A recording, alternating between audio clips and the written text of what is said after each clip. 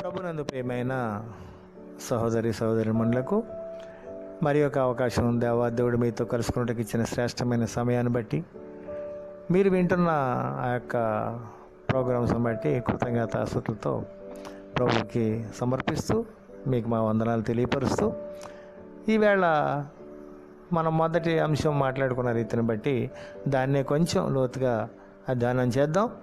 మనం చెట్టు ముందా విత్తనం ముందా అనుకునే ప్రోగ్రాం చేసాం. అలాగనే ఏది ముందో అధికారం ఎవరి నుంచి వచ్చిందో మనం చూసాం కనుక మరి భూమి కొరకు ఈ మట్టి కొరకు ఎవరెవరు ఏమేం చేస్తున్నారు అనేది మనం కొంచెం వివరంగా తెలుసుకుందాం. ఆది మానవుడైన ఆదాం గారిని మరి దేవాదేవుడు మట్టితోనే చేశాడు. చాలా విచిత్రమైన సంఘటన ఏమిటంటే ఈ భూమిలో ఉన్న వనరులు ఏవైతే ఉన్నాయో అవన్నీ మన శరీరంలో కూడా ఉండుట మనకు చాలా ఆశ్చర్యాన్ని కలిగిస్తుంది. పొటాషియం కానీ నైట్ కానీ మొత్తం అన్నీ ఈ చూసుకున్నట్లయితే ఈ మట్టిలో నుంచే అన్నీ ఉన్నాయి. చాలా విచిత్రమైన సంఘటనలు ఇవి. చాలా చిత్రాలుగా చేశాడు ఈ సృష్టిని దేవాదేవుడు. ఎంత చిత్రాలంటే మరి నిజంగా ఆలోచిస్తుంటేనే ఆశ్చర్యంగాను భయంగాను అనిపిస్తుంది.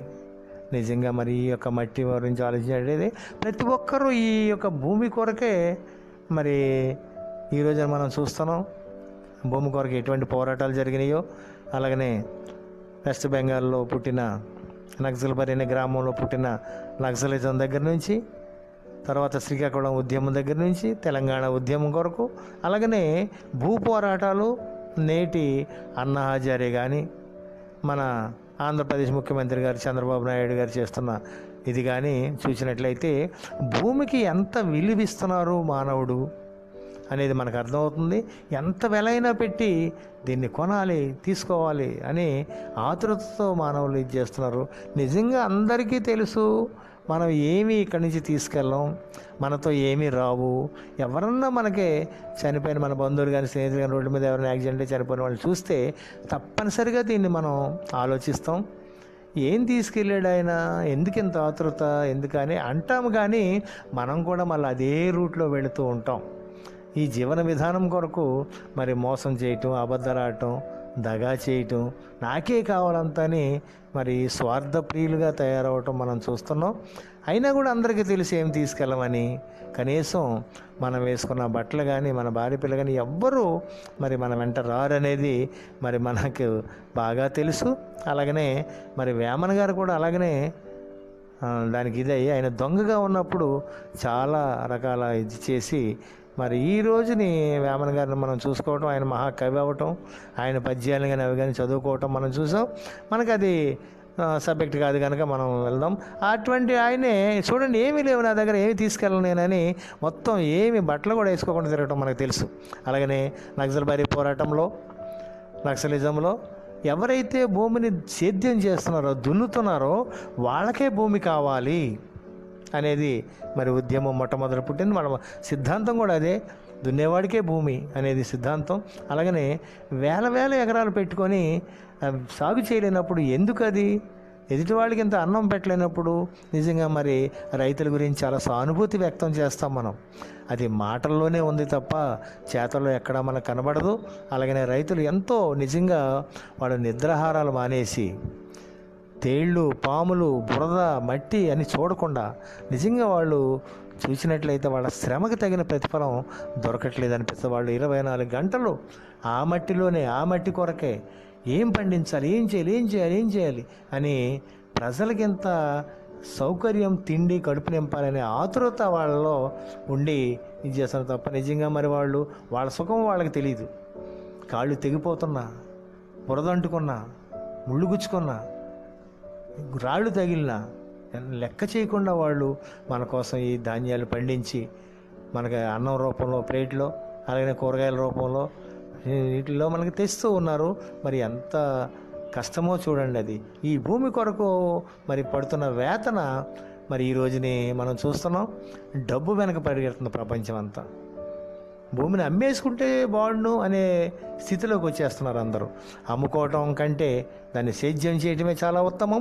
అలాగనే సేద్యమైన భూములు కూడా మరి తగిన పంటలు పండించి మరి అంత లాభసాటిగా లేవు కనుక పక్క వాళ్ళని చూసి మనం ఆ బిజినెస్ చేస్తే బాగుండు, ఇది చేస్తే బాగుండు, ఆయన నెలకే 50,000 సంపాదించాడు, 20,000 సంపాదించాడు, నేను సంవత్సరం అంతా కష్టపడ్డా కూడా సంపాదన లేదు అనే ఈ మదన చింత ఎక్కువైపోయి మరి భూమిని కూడా అమ్ముకోవటానికి తెగిడిస్తున్నాం.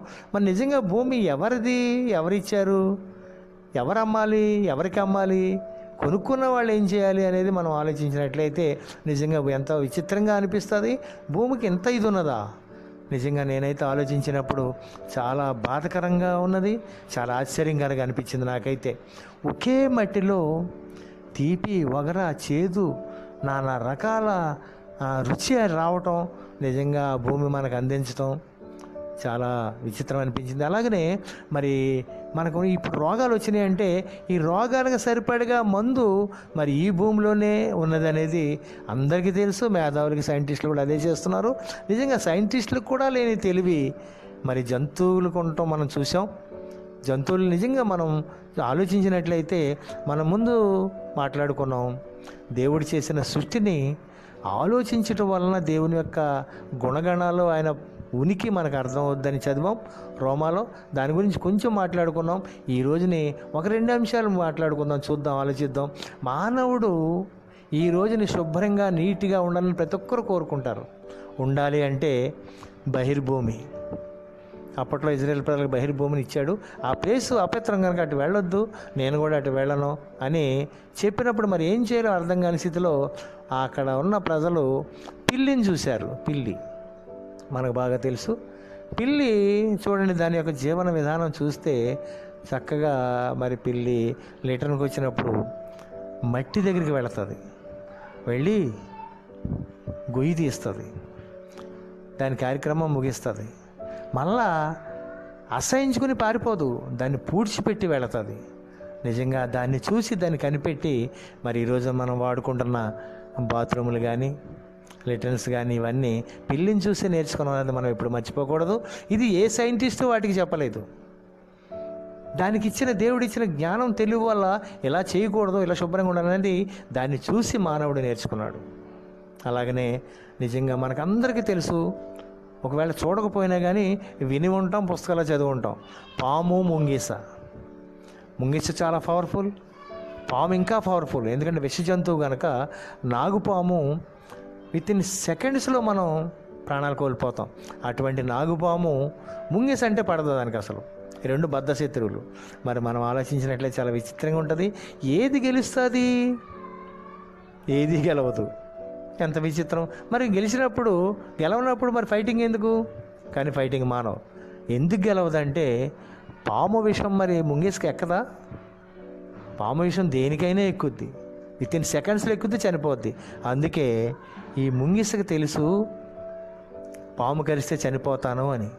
అందుకే అది ఏం చేస్తుందంటే అంత తొందరగా కోళ్ళులాగా దెబ్బలాటకు తెగించదు. దెబ్బలాటనే ఉంటుంది, చంపేనే ఉంటుంది. కానీ అది చిన్న ప్రోగ్రామ్ చేసుకుంటుంది. అది ఎక్కువ పర్సెంటు జీవ వృక్షాలు ఉన్న దగ్గరికే ఉంటుంది ఎక్కువ. అలాగనే అది మనకు సంజీవిని, అంటే మనకు అర్థమయ్యే భాషలో మాట్లాడుకోవాలంటే సంజీవిని చెట్టు ఉన్న దగ్గరికి మెల్లగా ఈ పాముని కవ్వించుకుంటూ తీసుకెళ్తుంది. ఆ సంజీవిని చెట్టు దానికి తెలుసు. అంటే సంజీవిని చెట్టు అంటే ఈ పాము యొక్క విషం విరిగిడైపోయే చెట్టు. ఆ విరిగిడైపోయే చెట్టు దగ్గరికి దాని పాముని తీసుకుని వెళ్ళి అప్పుడు వెనక్కి తిరుగుద్ది, రివర్స్ తిరిగి మొదలు పెడుతుంది ఫైటింగ్. ఎప్పుడైతే పాము అది మనం గమనించినట్లయితే ముంగేసుకే కోపం వచ్చినప్పుడు ఆ ఎంటికలని ఇలా పైకి లేచిపోతాయి. లేచిపోయినప్పుడు చర్మం చాలా ఈజీగా కనబడుద్ది. చర్మం చాలా ఎర్రగా ఉంటుంది దాని చర్మం.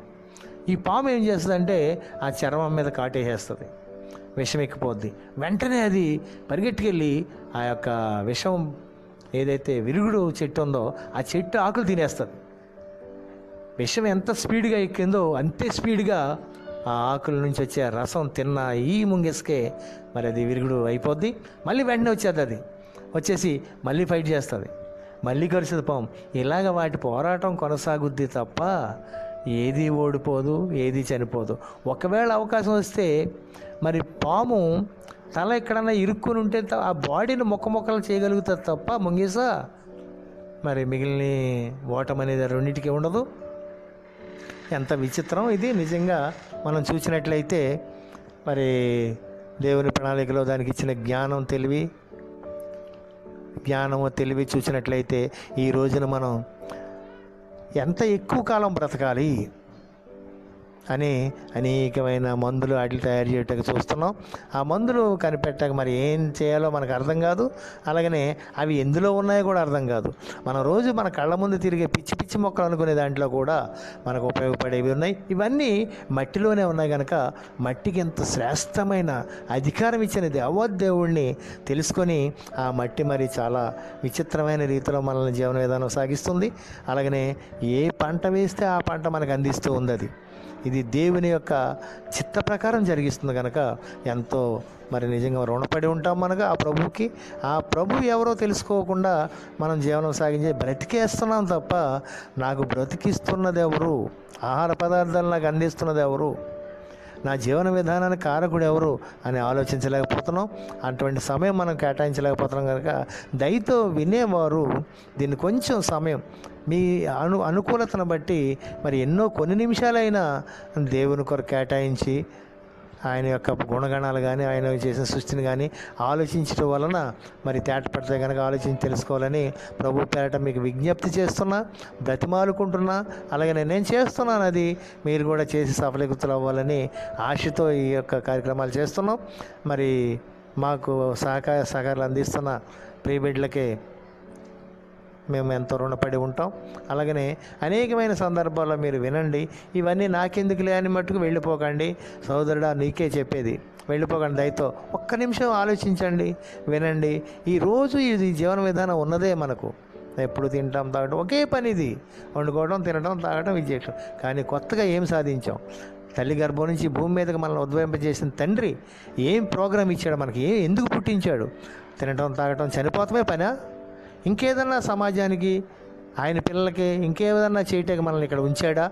నిజంగా మరి మీరు మేధావులు ఆలోచించాలి. అలాగనే మరి ముఖ్యంగా సైంటిస్టులు, డాక్టర్లు వీళ్ళందరూ తయారవుతున్నారంటే ఇక్కడి నుంచే గనక మరి మీకు ఇచ్చిన అవకాశాన్ని సద్వినియోగం చేసుకొని దాన్ని సఫలీకృతులు అవ్వాలని, అలాగనే దేవుడిచ్చిన ఈ గొప్ప అవకాశాన్ని సద్వినియోగం మేము చేసుకోవాలని మేము ఆశగా ఉన్నాం. మీకు అనేకమైన సందర్భాల్లో అందిస్తా సిద్ధంగా ఉన్నాం కనుక మరి మీరు కూడా సహాయ సహకారాలు అందరూ ప్రార్థించండి.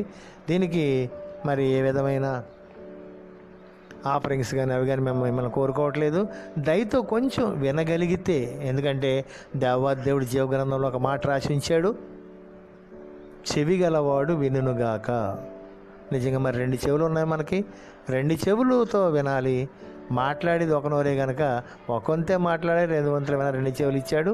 మరి వినగలిగిన చెవులు కలిగిన మనం వినాలని దయతో ఈ ప్రోగ్రామ్స్ యొక్క ఉనికి మరి మీరు కోఆపరేట్ చేసి మాకు సహాయ సహకారాలు, అలాగనే మీ ప్రశ్నలు, మీకు ఏం అనుమానాలు వచ్చినాయో, డౌట్లు వచ్చినాయో చెప్తే మేము అన్నిటికీ ప్రశ్న ఉత్పన్నమైందంటే సమాధానం లేని ప్రశ్న లేదు.